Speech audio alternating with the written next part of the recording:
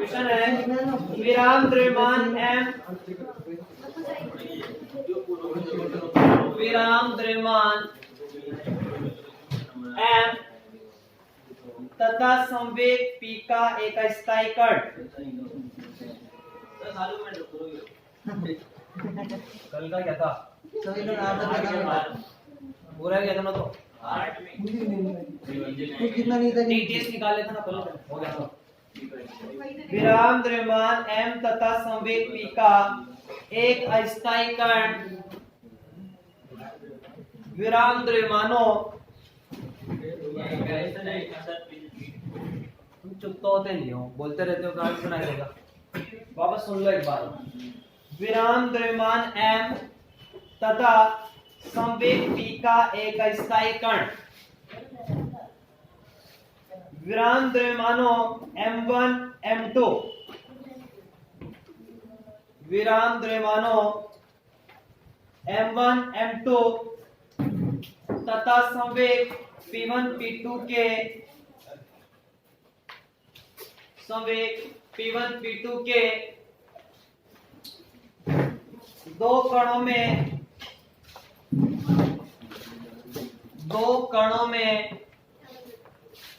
विकटित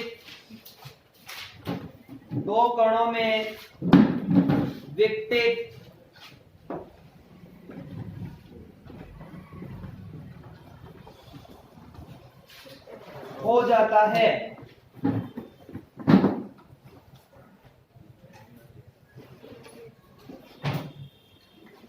विकटित कणों की ऊर्जाएं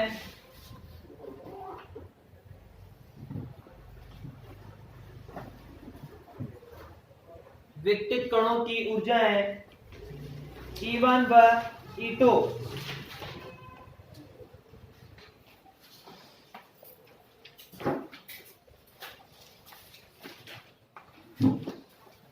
E1 व E2 उनकी गति की दिशाओं के बीच कोण उनकी गति की दिशाओं के बीच कोण थीटा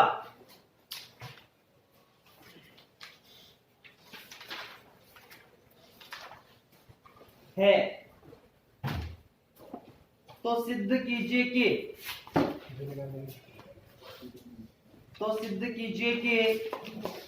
ये देखो पूरा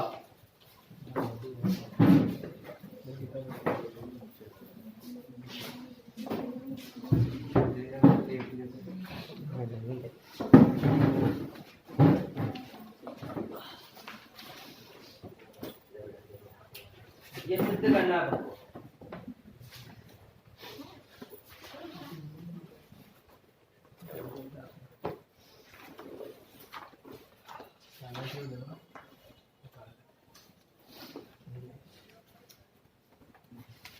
लिखिए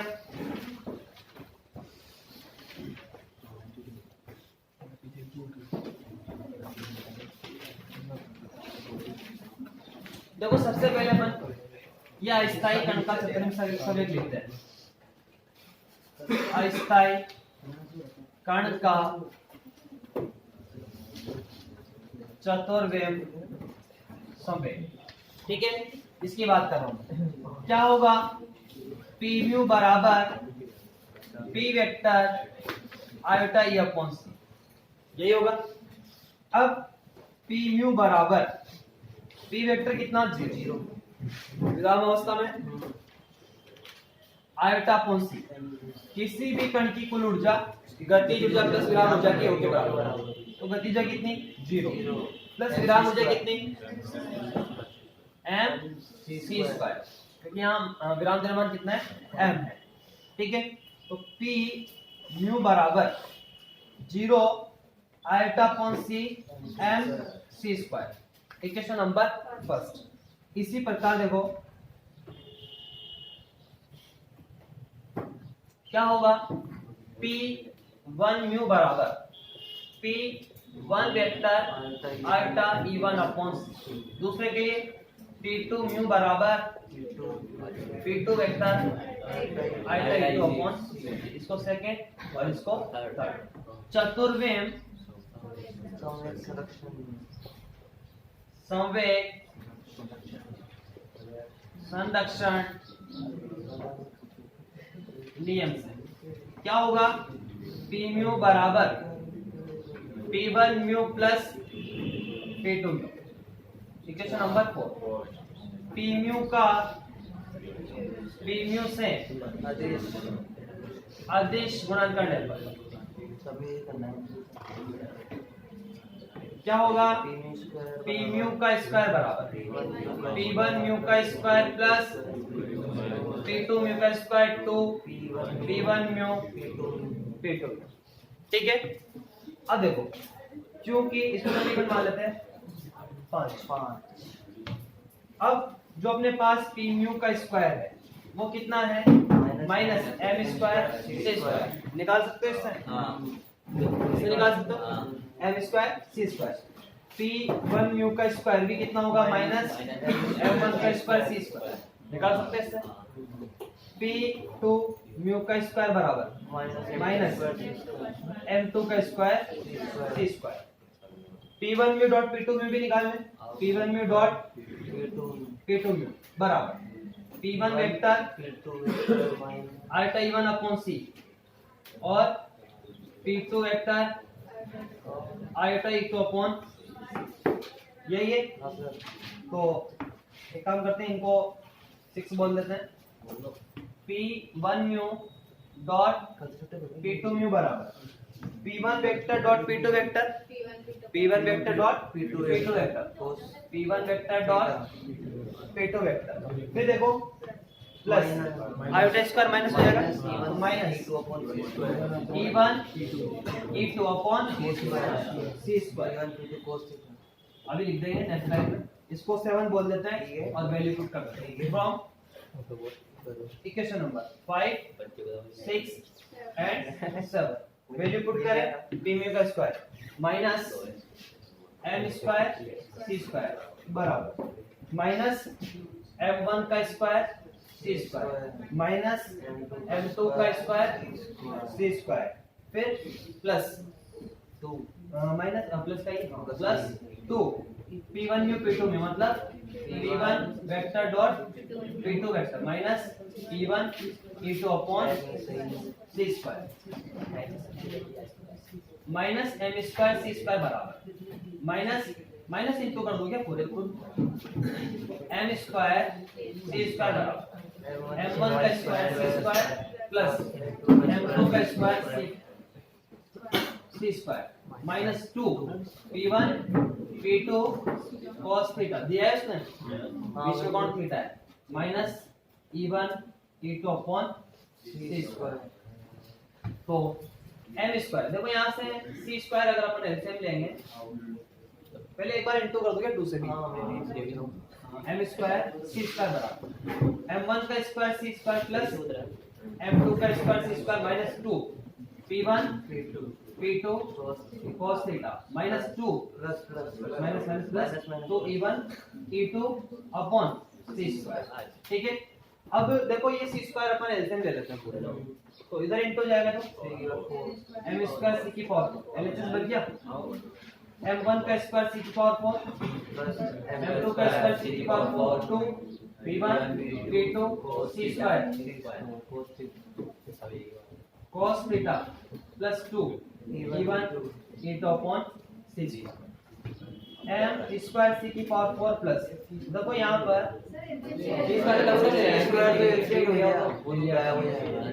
अब देखो ये m1 प्लस ये है अपने पास, इसको m1 प्लस m2 का होल स्क्वायर बनाना है मुझे। अच्छा, तो मैं देखो m1 प्लस m2 का होल स्क्वायर c की power 4 minus 2 m1 m2 c square करते हैं। हाँ बिल्कुल, जोड़ देगा c स्क्वायर या हाँ, क्योंकि वो मैंने जोड़ दिया और घटा दिया। ठीक है, और फिर minus 2 P1 P2 c square cos theta plus 2 E1 E2। देखो एक बार चेक करो तो, अरे वाह सही है। ठीक है,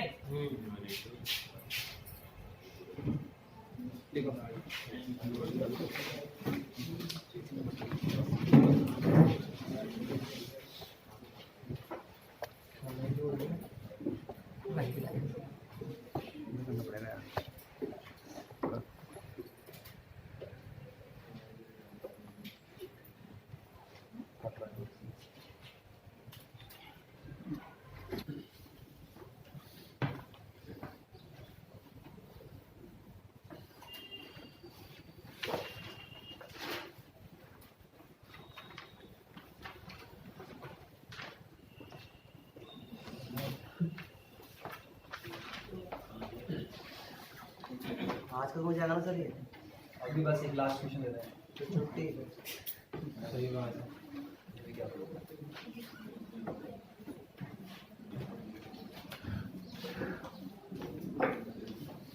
हो गया? फिर लिखें सिद्ध कीजिए कि क्रॉम्पटन प्रभाव प्रक्रिया में हाँ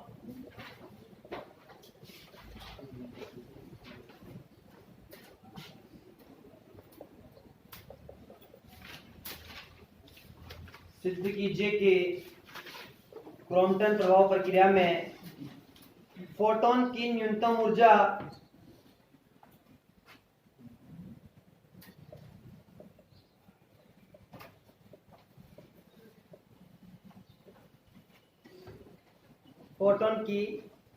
ऊर्जा 256 keV kilo electron volt keV होनी चाहिए।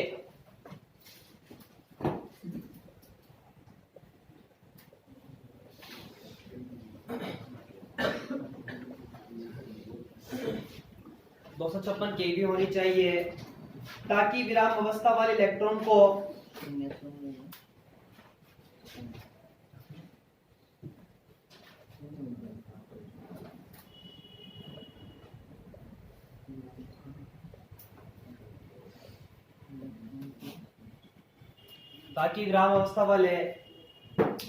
को अपनी आधी ऊर्जा स्थानांतरित कर सके, अपनी आधी ऊर्जा स्थानांतरित कर सके।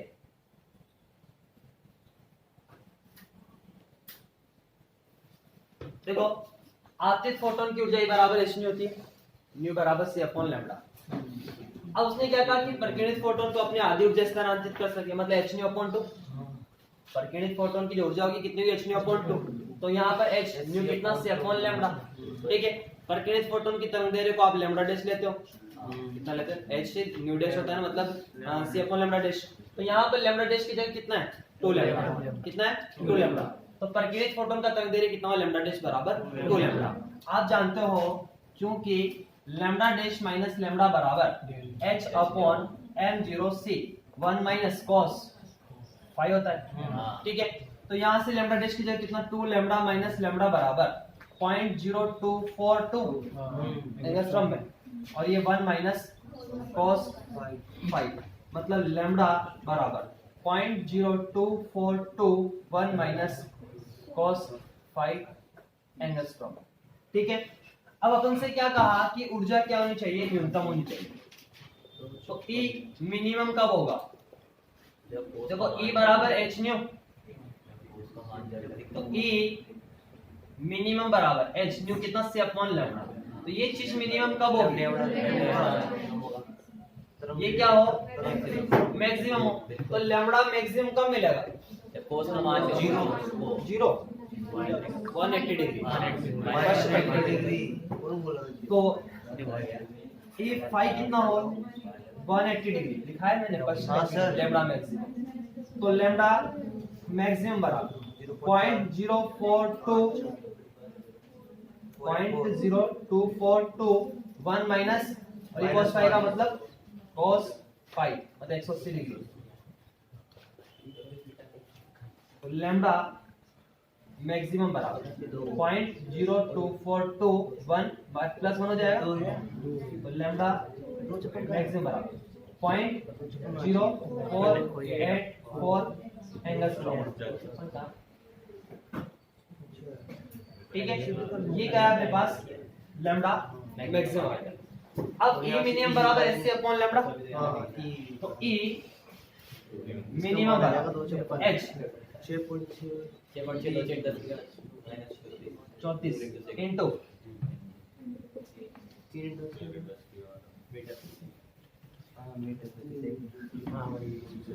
3 इंटू 10 की घात 8 अपॉन लैम्डा मैक्सिमम 0.0484 इंटू 10⁻⁻⁻। ये जूल में आएगा। इलेक्ट्रॉन वोल्ट में बदलने के लिए किसका भाग है? 1.6 इंटू 10 की घात 19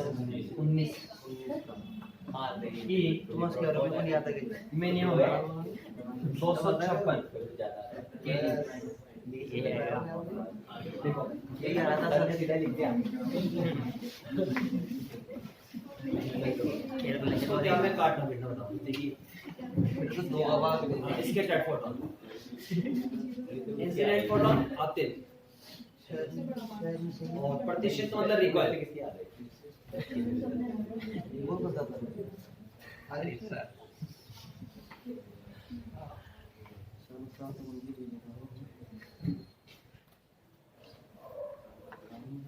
ये खत्म हो गया तुम्हारा पार्ट सेकंड। बढ़िया, 8 तो 8:30 बजे नहीं बढ़ गया। बहुत बढ़िया।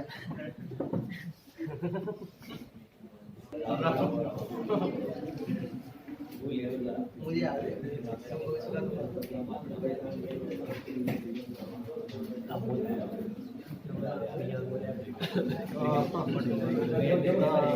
टॉपिक डाले विद्युत चुंबकीय विभव, विद्युत चुंबकीय विभव इलेक्ट्रोमैग्नेटिक पोटेंशियल, विद्युत चुंबकीय विभव इलेक्ट्रोमैग्नेटिक पोटेंशियल। कोष्टक में लिखो लॉरेंज शर्त, लॉरेंज शर्त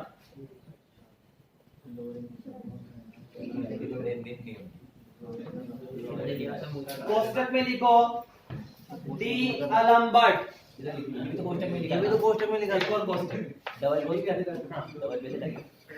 डी अलम्बर्ट संकारक, डी अलम्बर्ट ऑपरेटर, ये तो बड़े हाँ डे से लिखते हैं डी अलम्बर्ट संकारक, हाँ ऑपरेटर।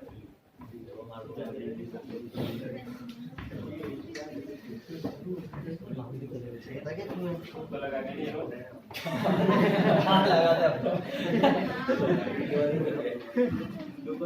सुनो, आप लोगों ने मैक्सवेल की 4 समीकरणें पढ़ी है विद्युत क्षेत्र और चुंबकीय क्षेत्र की, याद है कि नहीं है सबको? पहली समीकरण क्या थी? Divergence, divergence E vector. Divergence का मतलब क्या होता है?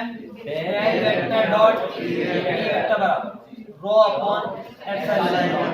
इक्वेशन नंबर 1 क्या थी ये? फर्स्ट समीकरण। क्या कहते थे इसको? विद्युत क्षेत्र में गाउस का नियम।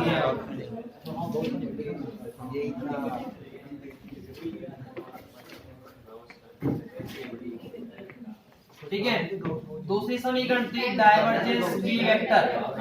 डाइवर्जेंस का मतलब डेल वेक्टर डॉट क्या थी ये?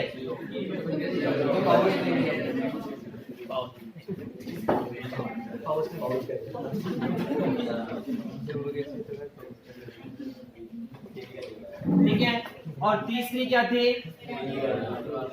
कर्ल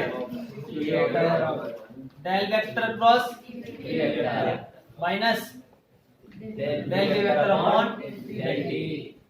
विद्युत चुंबकीय प्रेरण मतलब फैराडे का नियम।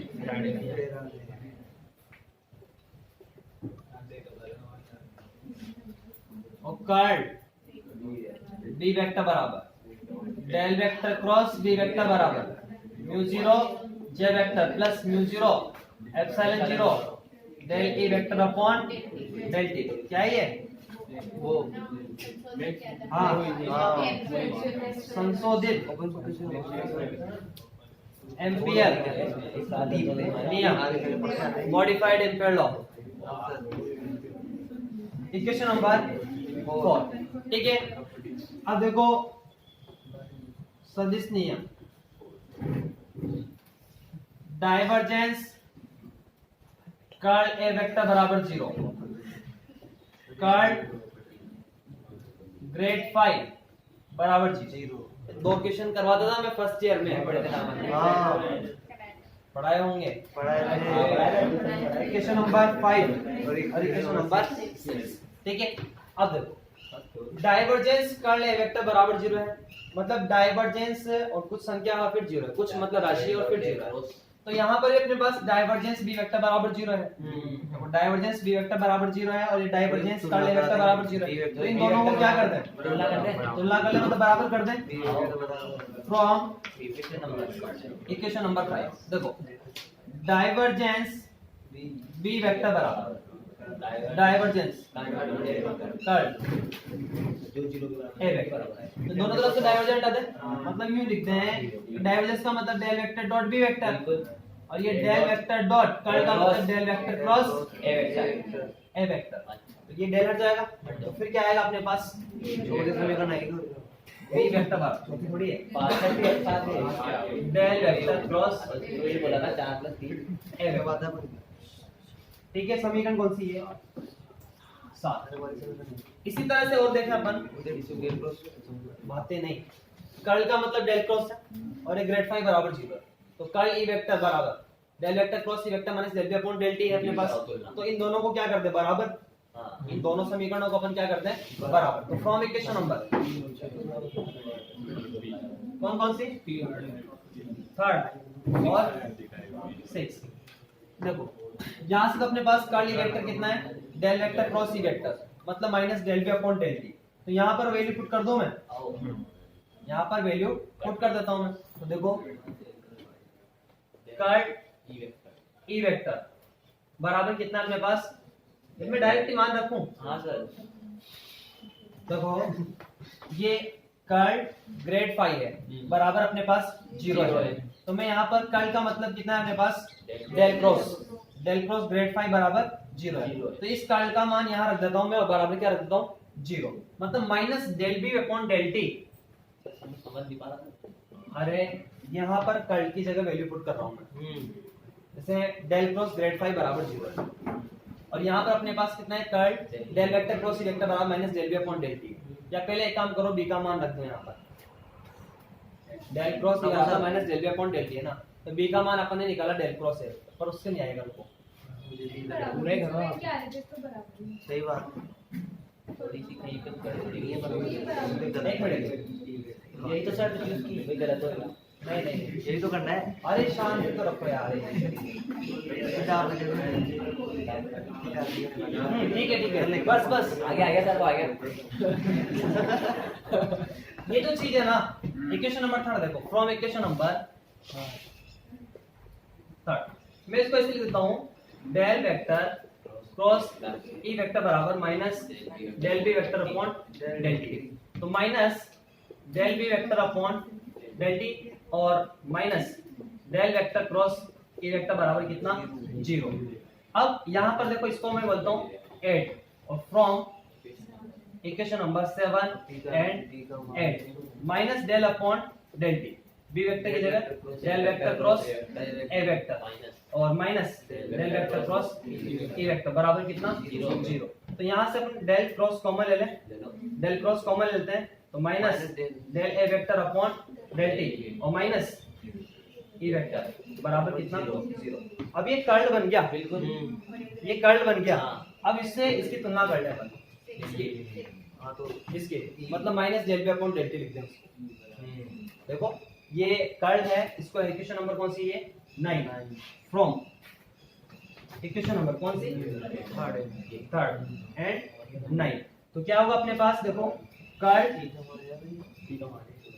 ई वेक्टर या देखो थर्ड का मान है 6 सही बात 6 और 6 तो ये कर्ल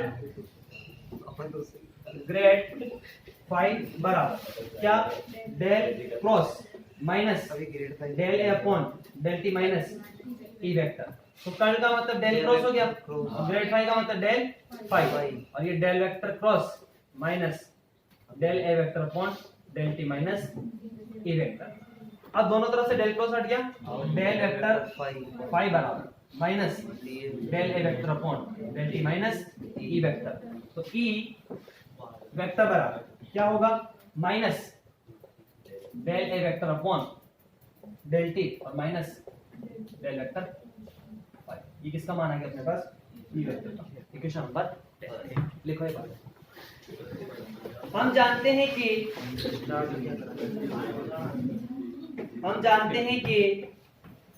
मैक्सवेल की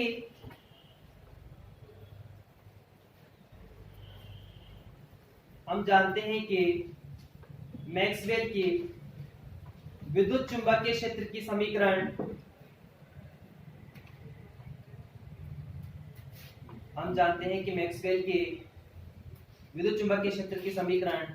निम्न है।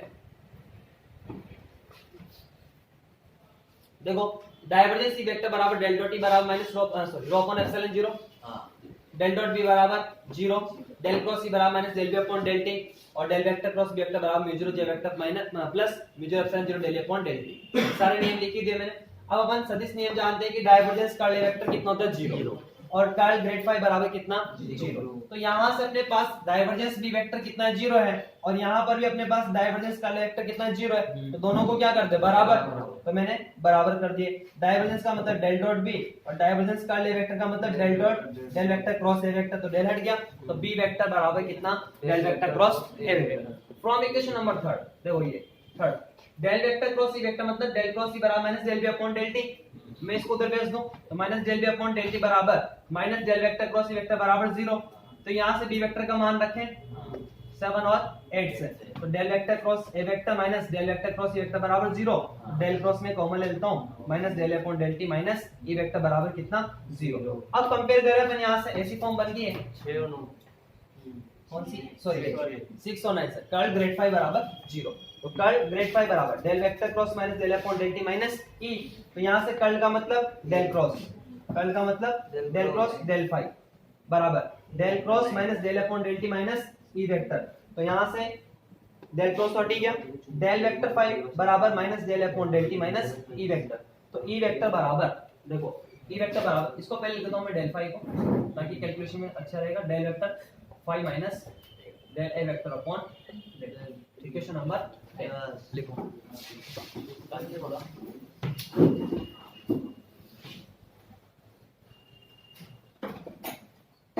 इंपॉर्टेंट है टॉपिक, डीएल लंबर्ट संकारक समीकरण पूछता है। एक तो सेकंड टर्म में ले ली और एक थर्ड। अब कौन सी बची है 4 और फर्स्ट बची है, ठीक है। काम लगाएंगे इनका भी नंबर लो।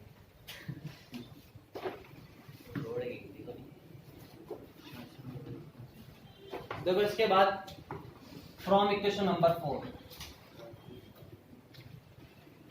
क्या है, डेल वेक्टर, ये डायरेक्ट में मान रख दूं, बी वेक्टर का मान आपके पास है, ई वेक्टर का मान आपके पास है, तो डायरेक्ट फ्रॉम इक्वेशन नंबर कौन कौन सी, एक तो 4 7 7 10 10 10 के बाद में एक लाइन लिखाऊंगा, आप लोगों को लिखना नहीं है अभी, ठीक है लिखा है ना।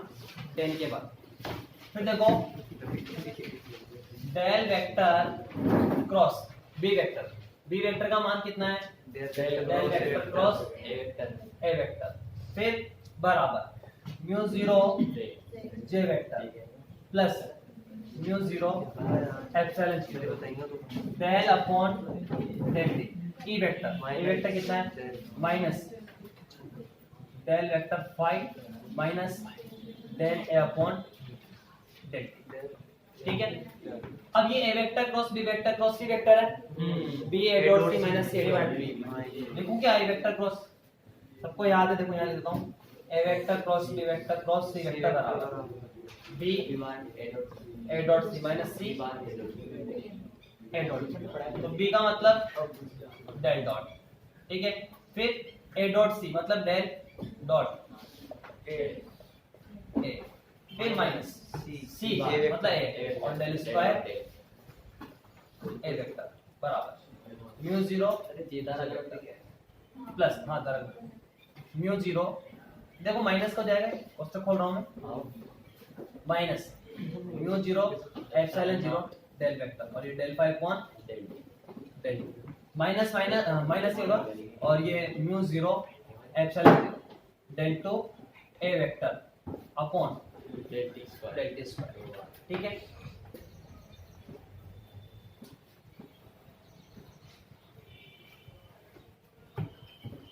अब देखो यहाँ पर अपने पास ये तो पूरी समीकरण डेल डॉट है म्यू 0 है, इनको सबको इधर ले लेता हूँ मैं।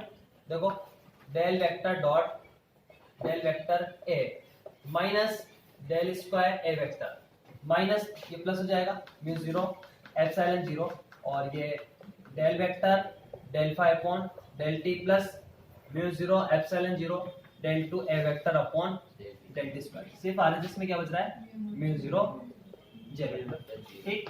पूरी समीकरण को माइनस से इंटू कर रहा हूँ तो ये चीज पहले प्लस की जाएगी तो पहले लिख देता हूँ डेल स्क्वायर ए वेक्टर। फिर देखो यहाँ से ये क्या हो जाएगा minus minus mu 0 epsilon 0 del 2 A vector upon del square minus del vector dot A vector minus से इंटू कर रहा हूँ मैं और ये माइनस का mu 0 epsilon 0 del vector del 5 upon del T बराबर माइनस का म्यू 0 जे वेक्टर। तो del square A vector minus mu 0 epsilon 0 del 2 A vector upon del T square. यहाँ से मैं डेल वेक्टर कॉमन ले लेता हूँ कितना बचेगा del dot A plus mu 0 epsilon 0 del 5 upon del T बराबर minus mu 0 J vector. Equation number 11 from equation number first और 10 डेल डॉट ई बराबर rho upon epsilon del dot E का मतलब क्या है minus del vector 5 minus del A vector upon del T बराबर rho upon epsilon. Value put कर दी मैंने, तीन समीकरण काम में ली थी, फर्स्ट समीकरण बची हुई थी तो डेल डॉट ई थी वो, ई का मान वो रहा अपने पास तो माइनस डेल स्क्वायर 5 और minus del dot del A vector upon del T बराबर rho upon epsilon nought. Equation number इसको क्या है ऐसी फॉर्म बनानी है मुझे, ये समीकरण की ऐसी फॉर्म बनानी से मतलब बीच में ऐसा कुछ बनेगा ठीक है।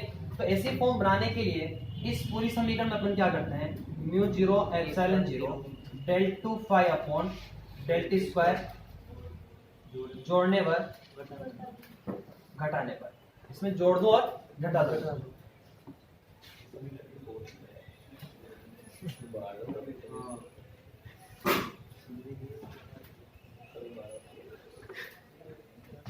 तो क्या आएगा अपने पास देखो minus del square 5 minus mu 0 epsilon 0 del 2 5 upon del T square ठीक है। और फिर minus del dot del A vector upon del T plus क्या mu 0 epsilon 0 del 2 5 upon del T square बराबर रो अपॉन एप्सिलॉन नॉट। देख लो एक बार minus plus minus का ये है मैंने घटा दिया और ये डेल डॉट ये है सही है जोड़ दिया ओके।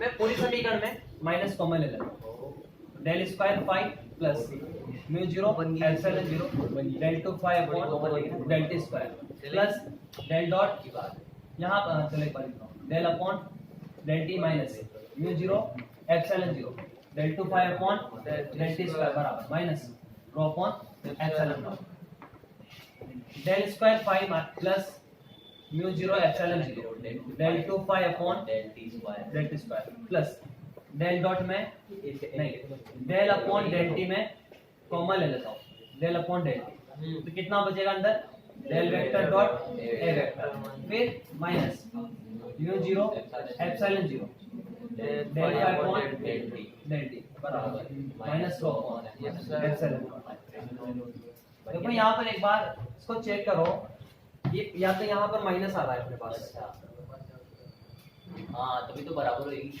यहाँ पर दोनों में इक्वल चीज आनी चाहिए। अब या तो यहाँ मिस्टेक हुई है, यहाँ मिस्टेक हुई है। माइनस का रुक जाओ सर, रुक जाओ, मैं चेक कर रहा हूँ। माइनस कॉमन तो लिया आपने। रुक जाओ हाँ, सर। वैसे time पे कॉमन नहीं मना कर दो, कॉमन माइनस का मना कर दो फिर हो जाएगा। आवाज नहीं, इसको चेक करो एक बार। सही बात है। सही है, तो बताओ फिर कहाँ से? चेक कर लो एक हमको बार। पता है कि सही नहीं है। ये जो प्लस का था ना प्लस वाले वो इसका इधर आएगा, तो- वो आगे आ जाएगा। हाँ, जोड़ा घटाया था ना। हाँ इधर वाला इधर आएगा। हाँ, ये इधर पीछे है। ये माइनस का यहाँ पर हाँ। इसके साथ इंक्लूड करें अपन, हाँ, तो ये तो कुछ तो पता नहीं। माइनस वाला mutual cancel delta upon delta square, और इन दोनों में से अपन डेल अपॉन डेल्टा ले लेंगे, डेल अपॉन डेल्टा ले लेंगे, तो फिर ये del dot A plus mutual epsilon 0 del phi upon delta बराबर 0। तो यहाँ पर देखो ये चीज दोनों में सेम हो गई, ये चीज। और इस चीज को अपन क्या करते हैं, 0 के बराबर कर दें तो उसको क्या बोलते हैं, लॉरेंट शर्त कहते हैं। मतलब del vector dot A vector plus mutual epsilon 0 del phi upon del T बराबर 0। कंडीशन है इफ अगर ये 0 हो तो उस केस में देखना यहाँ पर अपने पास क्या बनेगा, ये पूरा पद बराबर माइनस में 0 जे वेक्टर ये, और ऐसे ही ये पूरा पद ये तो 0 हो गया बराबर माइनस अपॉन एप्सिलॉन 0। तो यहाँ पर देखना del square minus mutual epsilon 0 del square upon del T square A बाहर बराबर माइनस म्यूचुअल जे वेक्टर, और वहां से डेल स्क्वायर 5 तो बाहर minus mutual epsilon 0 delta upon del T square 5 बाहर हो गया। तो इसको बोलते हैं ये इस तरह का डेल, उस तरह ये इस तरह का डेल, डेल स्क्वायर बोलते हैं डिब्बा इसको। डेल स्क्वायर है क्या? हाँ, डिब्बा डेल हो गया। और इसका नाम क्या है, डी अलम्बर्ट। क्या नाम है इसका, डी अलम्बर्ट ऑपरेटर। तो मैं इसको देखता हूँ, यहाँ कंडीशन अप्लाई करता हूँ पहले। इक्वेशन कौन सी है, 5 मिनट बस। 5 if del vector dot A vector plus mu 0 epsilon 0 del phi upon del T बराबर 0 होता है फ्रॉम, अरे आवाज नहीं, इक्वेशन नंबर 12 और 13 से क्या होगा, यहाँ से अपने पास 12 नहीं 11। तो यहाँ पर देखो ये तो 0 हो गया, del square A vector minus mu 0 epsilon 0 del two A vector upon del T square बराबर माइनस म्यू 0 जे वेक्टर। इसको मैं ऐसे लिखूं, del square minus mu 0 epsilon 0 del two upon del T square, और ये ए वेक्टर बराबर minus mu 0 J vector. Equation number 15। ऐसे अपन देखो यहाँ से 0 करेंगे इस चीज को, del square 5 minus mu 0 epsilon 0 del two 5 upon del T square बराबर minus rho upon epsilon nought, तो del square minus mu 0 epsilon 0 del two upon del T square, और ये 5 बराबर minus rho upon epsilon nought. Equation number 16। अब चूंकि del square minus mu 0 epsilon 0 del square upon del T square, इसको क्या बोलते हैं, इस तरह का डेल स्क्वायर है, डब्बा स्क्वायर मत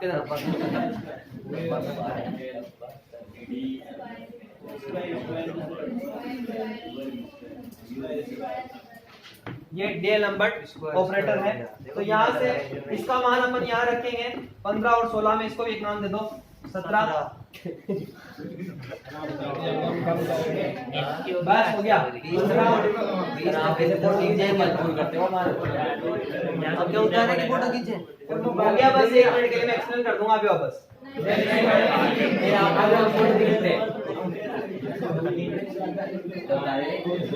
और ये लास्ट समीकरण क्या बनेगी,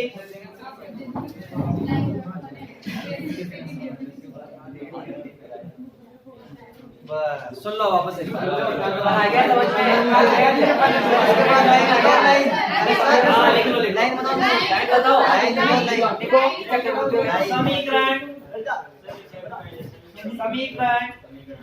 बी वाली कौन सी थी, वेक्टर बराबर 10 10 10 थोड़ी सी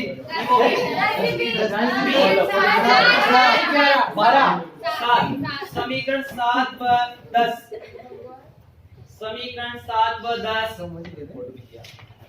विद्युत क्षेत्र व चुंबकीय क्षेत्र सदिश के मान को, समीकरण 7 पर 10 विद्युत क्षेत्र और चुंबकीय क्षेत्र सदिश के मान को अदिश व सदिश राशियों के रूप में प्रदर्शित करती है।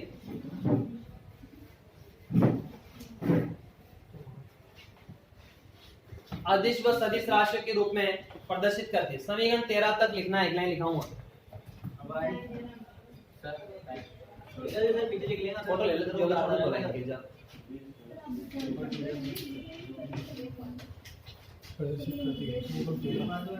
प्रदर्शित करती है। हाँ।